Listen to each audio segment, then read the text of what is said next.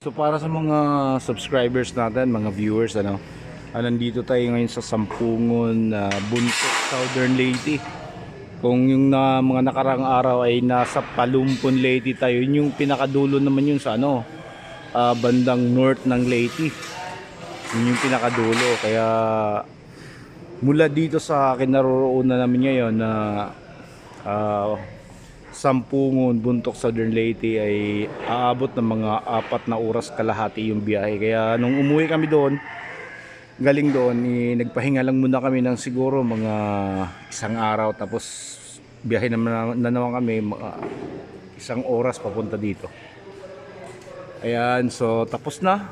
Hindi ko na kayo nabigyan ng update nung mag-umpisa na yung mga yugyugan dito, dahil hapong-hapo ako sa, siyempre, magkasunod na linggo yung tapos walang tulog, kaya natulog na ako kagabi. Pagkatapos ma-okay na lahat, natulog na ako, kaya hindi ko na, wala na kung paano yung sequence ng ilaw nila. So ito, umaga na at ayan, mag-uumpisa na naman kaming magligpit. Ayun yung mga kasama ko. Ayan, so yung nakakabit dun sa line array tsaka sa midline natin ng mga wires, naakyat ko na po yan. Yan, natanggal ko na yung mga wirings niyan. Okay, so far wala naman daw gulo. Mag-umpisa hanggang sa matapos. Kaya grabe yung mga kalat to. Yan, so may mga lasing pa dito. Yan. So ito yung pinakamahirap sa trabaho namin. Yung mga wires dyan sa likod, puno po ng yan, kadiri yan, suka, ihi, dura, tsaka kung ano-ano pa nandiyan dyan sa likod sa mga wires yan. So kasama na po sa trabaho namin yan. Ayan, kailangan pagkatapos namin magligpit, so kailangan ng proper hygiene.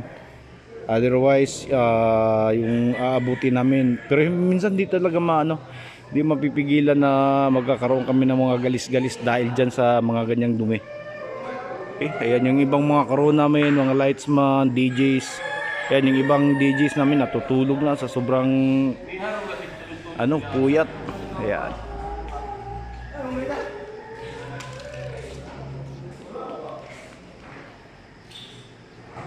Okay, so at least natapos, walang gulo.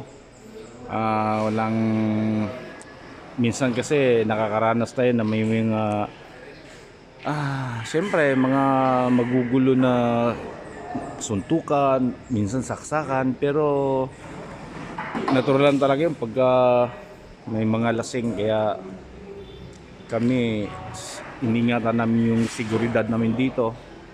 Ayan, saka inaangat namin ng tama yung aming mga nakalawit na mga ilaw. So ngayong araw na to, siguro mga before 12, matatapos na namin iligpit lahat ng mga gamit na to. Ayan. At makauwi at syempre makapagpahinga. Okay? So makapagpahinga siguro ng mga ilang linggo at ayan, balik na naman, magkakasunod ng mga siguro 1 linggo na naman walang tulugan. Ayan. So hanggang dito na lang siguro muna tayo. So maraming salamat. God bless at bye bye.